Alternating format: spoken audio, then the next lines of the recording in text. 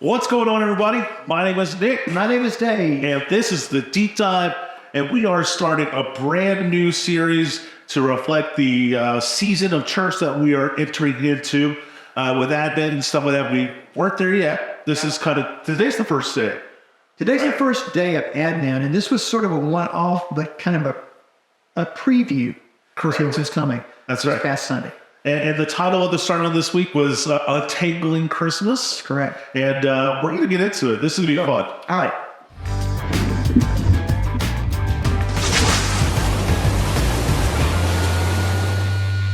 And I love the Christmas season, and it's one of my favorites. I do feel bad for Thanksgiving. I feel like every year it gets a little more glossed over. It's just like you're just in the way of Christmas at this point. But I had a really good Thanksgiving. What about you? I love Thanksgiving. Yeah. In some ways, I love what Christmas means. But as far as just the family time and the no pressure for gifts and just what it means to getting together and just sort of express some gratitude, I love Thanksgiving. Ours was pretty low key this year. Yeah. Because both of my kids were with their in-laws. And so it was just us and my brother and sister, and they were only here a few hours, but it was fine. We had a nice Thanksgiving. Yeah. Ours was a busy Thanksgiving this year. We had Rachel's family came up for breakfast. So we did, just like casserole there, kind of like a hold us over until the big feast. But it was good to spend time with them. But then we went to my sister's and did it with my side of the family. And we had some friends join us. There was a girlfriend from one of the other relatives. You know what I mean? So I think we ended up having like 18, 19 people in the house with we count all the kids and everything. At your house? Not at my house. Okay. It was at my sister's house, but it was a lot of fun. It was good vibes and good food, and it was a good time. I really enjoyed it. Yeah. But as we get to the Christmas, I mean, it really didn't even take any time. We left there and actually went to. There's this guy who like has almost 1,000 lineups that he puts in his yard, and they do like a special lighting on Thanksgiving, like the evening of Thanksgiving. See, the guy's got music that you can tune in on your. No, that's a different. There's ones that go to light shows and stuff like that. This guy was just. It's just like this big lineup. Like you walk by and you kind of can see everything. Yeah. But so we went over there. And we've got our Christmas tree up, all that good stuff. So we are in the season. Yeah, we've had our Christmas decorations up for a week or so now. Teresa up early. I'm not sure. We usually put them up around Thanksgiving afternoon or something. But she got them up a little bit early this year, and we decorated the church. Yeah. On Saturday, had a nice tree out, and so the church is looking, all decked out for this. Is one of my favorite times here at the. I just feel like with the Christmas decor and stuff like that, the sanctuary looks fits great. Yeah, it really does look beautiful. They did an awesome job. They really did. So anyway, it is kind of, you sort of alluded to it. It's all these seasons sort of running in together. And so if you lay the church calendar on top of that, it's even more of this sort of collision of different, important days, important things. Right. Of course, we had Thanksgiving, but on Thursday, but then on Sunday, it was a special day on the church calendar, and we did recognize it and talk about it some. Yep. We'll probably ought to make a bigger production about it, and I'll think about that and planning for next year. But it's called Christ the King Sunday. Yeah. And it's the last Sunday of the church calendar. And it's the day that, we celebrate Christ as King, Lord of Lords, this sort of the culmination of all things. And when you look at the progression of the church calendar, beginning with Advent and, Emmanuel, God is with us, and then proceeding through Epiphany and then into Ash Wednesday and Lent, there is this sort of rhythm and progression. And so it ends up with this, this huge celebration of Christ the King. But oftentimes, it follows from what also is the first Sunday of Advent. Right. And so you have this sort of these collision of things that are happening. And so I think I made the statement Sunday. I know people, I actually used to be a little bit more protective of, like, we're in Advent now. Christmas is its own season. Yeah. We need to embrace Advent and those texts and those songs. And I know churches where they won't put the Christmas tree up or any of that things. They won't sing any Christmas carols during the Christmas season. And I get it and I understand it. And, I hate to say like you do you, but you do you. and, I understand. Yeah. But I feel like just from the perspective of trying to minister to people where they are, you've got to do both. Yeah. I think that we need to have a reminder that we're in this season of Advent and what that means. And I think that can get in touch with our the spiritual side of Christmas. I don't get freaked out when people say Happy Holidays, because what that actually means is Happy Holy Days. And I think Advent is the holy days. The commercial side of Christmas is fun. It's magical. All those Christmas movies that come out, that's fun. But I think as followers of Christ, we need to remember that we're in a different season as we're progressing towards Christmas. And that was really, I need to turn my phone off. So that was really the point of Christmas, untangling Christmas, because Christmas can be a very harried kind of season for us and lots of stuff going on. But I think Advent can help us untangle all that and really get down to what the meaning is. And so that was my point. And so, that's the podcast. All right, after it was this. Now we can break that down. Yeah, for sure. I think one of the things that we find in the season, when you talk about being in the hustle and bustle, I think the thing that I love about Advent, which is kind of what you just said, but it's so counter, it's not like the world, and I think that that's so cool, because at a time where I feel like I'm being pulled in 100 different directions to hear this singing or to go to this concert or to go there, buy this, buy that, like to slow down and really go, okay, what is all of this for? Right. And to just kind of say, what is it that I need to have during this time? How do I slow myself down? Because even Advent being this preparation time of the coming King is, how am I preparing myself?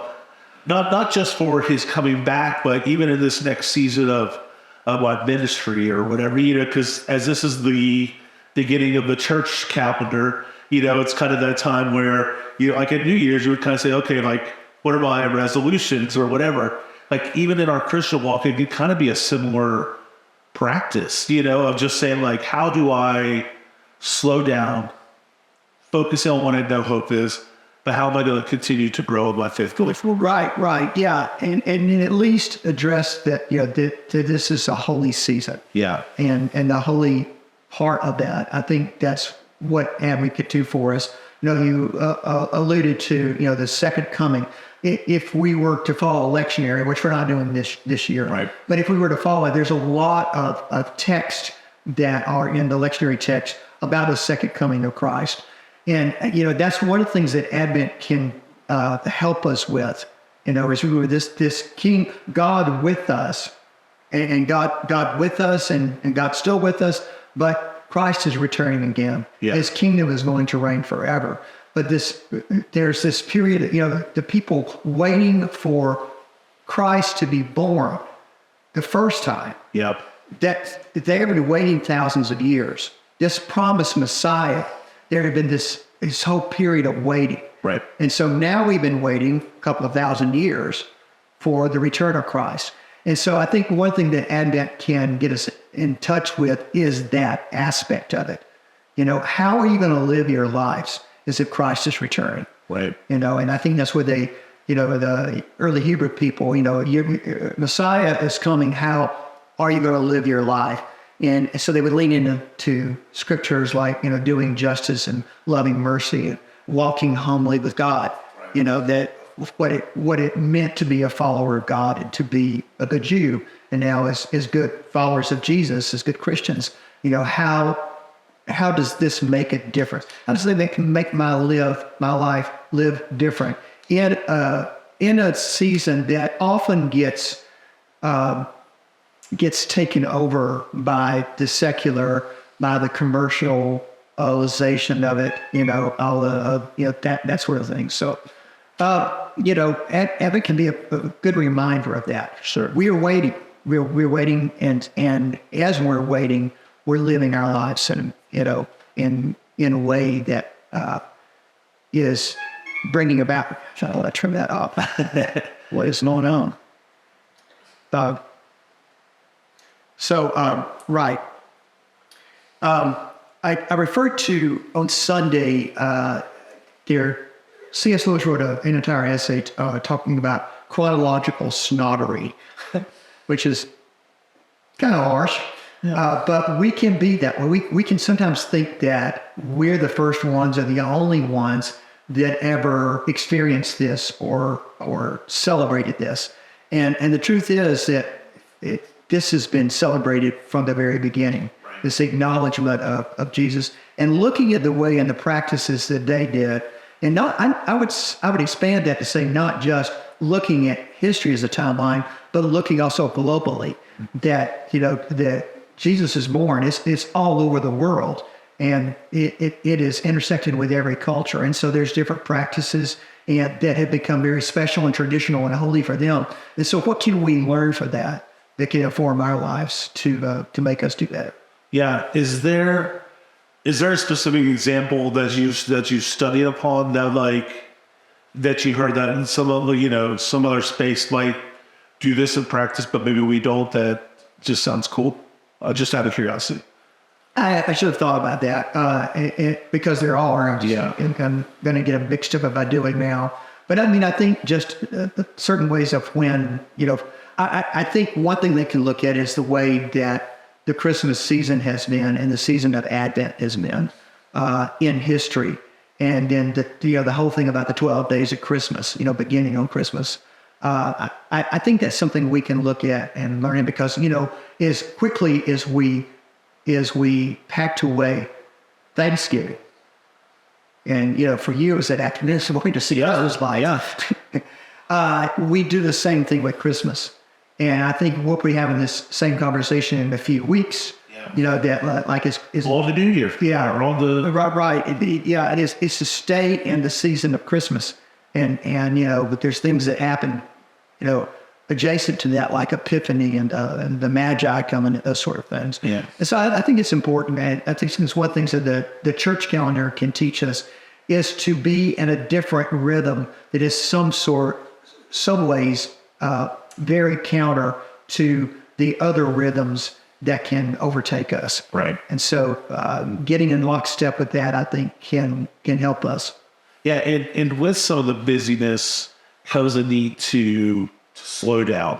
Mm-hmm. And what are maybe some strategies or ways that we can kind of combat some of the busyness? Because some of it's going to be there. It's not be we're going to need to recognize it and probably go through it for a lot of us. But is there something that you particularly think might really help us to slow down, or even if it's just... Well, there's also some tools around that. I'm probably not going to say anything that's going to sound new to anybody, but it's one thing to know about and to actually put it in practice. But there are great Advent devotionals that are daily. Yeah. Advent calendars, those sort of things. I think taking time out each day, personally, or maybe as a family, particularly got young children, to sit down and to do some readings and have a prayer and maybe light a candle. There's something symbolic around that. You got the Advent calendar, and there's all sorts of Advent calendars. You got one with cat food, but some of us have more. Each day the cat gets another a different it's but even in that, it's just finding the space to acknowledge that we're waiting on something that's very holy and very special. And world changing, history changing, with the coming of the Messiah. Yeah. So Have you had some practices that you think about? For me, it's a reminder to step into a space of like you would a devotional or something like that the rest of the year. It's just carving a regular time and say, you know what, I might not have between 9 and 6 or 7 available to like slow down and focus. So I'm going to make some time either before or after that to just stop and to slow down. I think I really like your idea as a family to get around a candle or something and light it and just say, hey, we're going to talk about this right here, right now. Like, it doesn't have to be long. It doesn't have to be pronounced. It can just be a small scripture reading or the small part of the story. You know what I mean? Like you read part of the Bible story or the Christmas story and it kind of leads up to the birth. Just a little amount of time to kind of get people talking and reflecting in the space. I think that's a cool idea. Yeah, and I'd also say acts of kindness. Yeah. There's a lot of mission and charity work that goes on, which we're shot at the church during that time. But I think beyond that, just like saying, I'm going to practice some random acts of kindness every day. And I think that taps in also into one of the points that I made in the sermon, and I put in it, it freaked out Bob when he first saw it, because I had a Happy New Year 2023. But so you got the date wrong. But now I was making a point with that is because you think back over this year and what we thought about, like back in January, in the new year, how, goals that were set, maybe resolutions that we made, how we imagined this year might have gone. And maybe there's been some great things. I mean, I've got a new great niece. We've had some things to celebrate, but there's also been some very tough things about this year, and particularly as we're sort of winding down here at the end of the year with the war over in Israel, with the continued thing that's going on with Ukraine. Just stages turn on the news. What kind of year we imagine this might be. It looks like it's not coming to the best of endings. Yeah. And so I think Advent can remind us, particularly as we put it next to Christ the King, sometimes our endings, there's a new beginning that's happening. Yeah. And so Advent is that blooms into the promise of the Messiah and the promise of his coming again. I think that can make us mindful that God has a timeline of things. Yeah. God is, God is deliberate. There's some deliberateness to it, but there is this time of the reconciliation of all things when, heaven and earth will come together. All things that have been unreconciled will come together. All of that, it is something that we can live towards. And so in doing a little acts of kindness, we can participate in that. I did the quote on Sunday, Rosalind Carter passed away last week. Yeah. And so there's been a lot of news articles about her. And I saw one that it really touched my heart. And I don't even know where she was, some third world country doing some sort of medical mission work. And they were interviewing her. And she's just, she has no guile. I mean, she just is who she is, And so I think they asked her a question to the effect of like, well, what is your hope? What is your dream? And she says, well, I guess that would be world peace and that to end of sicknesses and disease like this. But he said, right here and now, all we can do is just work towards that. And so that's a good reminder, because I think sometimes in our Christian faith and some Christian groups can the world's all messed up, and so Jesus needs to rapture us out of all of this. But actually, we're called as disciples to be working, doing his kingdom business here. Yeah. And so, that all we can do is the next right thing, the next hopeful, the next just, the next graceful thing that comes along. And so, maybe sometimes this, I'd like to think it's sustainable all the time. But for a short sprint through this season of Advent, I think, it's within all of our ability to say, hey, I am going to do some random act of kindness. I'm going to write a letter. I'm going to make a call. I'm going to, greet the person in the grocery store in a different way. You're going to do something little that's bringing God's kingdom into focus. Yeah. And I love, the next right step is something we've consistently said here. Yeah. But I especially think about it in terms of even just the Christmas story is, Mary and Joseph didn't really have the whole story played out for them. Right. They were just told to do the next right thing. Right. And so it was, one step in front of the other with a very pregnant wife and a guy who was just kind of told to follow this area, go this way. Like, I'm sure a lot of conversations were had and a lot of, come to Jesus moments, but like a lot of it, well, I guess it wouldn't be come to Jesus at that point, but a lot of conversations were had, but it was taking that next step to see a greater good. And I love when you talk about a timeline. Yeah. Because I think sometimes, even in our Christian walk, sometimes we get that slow bogged down of going, why am I even doing this? Like sometimes it's about the process of getting to the next checkpoint or the next space or whatever, if you feel like those lines or whatever, but just putting that next step forward. And then you're going to look back one day and go, wow, look at all this that I've done. And help move that needle. I was having a conversation with somebody recently. Over history, the church has done some incredibly good things. Yeah. And over history, and I'm talking about Church Universal. Right. But the Church Universal has done some very bad and harmful things. And sometimes it feels like it's kind of 50-50 as to where that is. But if we're true believers, we can move the needle. Yeah. We can be the light in the world. And people that have been turned off by church, there's people who have been harmed by church. Yeah. We get to be part of making that difference. And I once again, that's something I think that admin can help us with, and, untangling it from, all the Christmas busyness and all the other stuff, which is good, and do it. It's fun. But let's make it something else as well. Sure.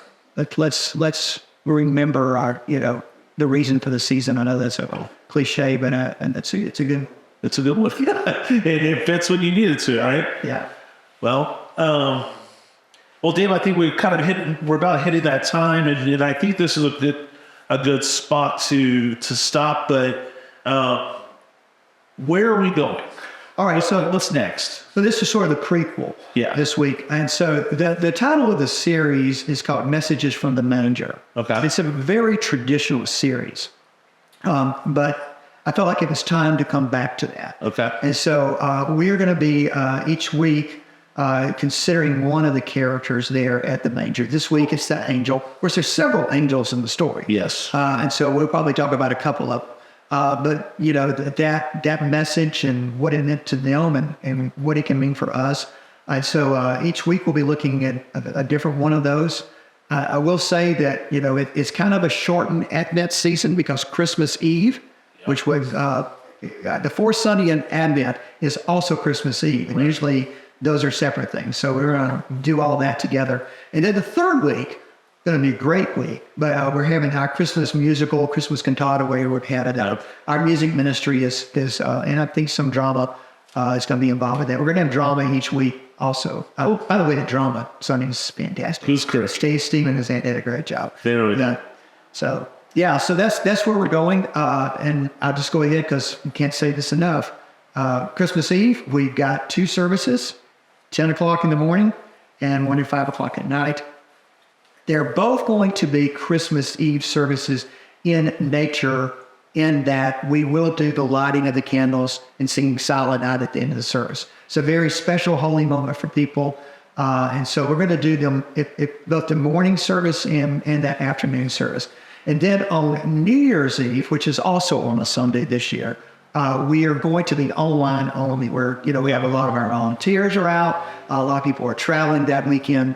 And so we're gonna video that early and have that posted there for you on New Year's Eve. And so that's kind of where we're headed. That'll be a great celebration. Yeah. And also, don't forget the Longest night service. Thank you. Longest night service. Yeah. Yeah, I think that's an important one for us to remember as well. Is that this time as we approach hope and joy and all these things, that sometimes the season can be hard for people, and especially as it gets darker outside, and sometimes it's just tough. And that's what the longest night service is for. That'll be on the 21st of December. 21st, which is the longest night of the year. And it is a special service of hope.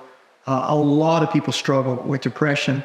A lot of folks, Christmas is not their most favorite time of year. Yeah. And so it is a time to name that Yeah. and to address that and to have it work out somehow for redemption.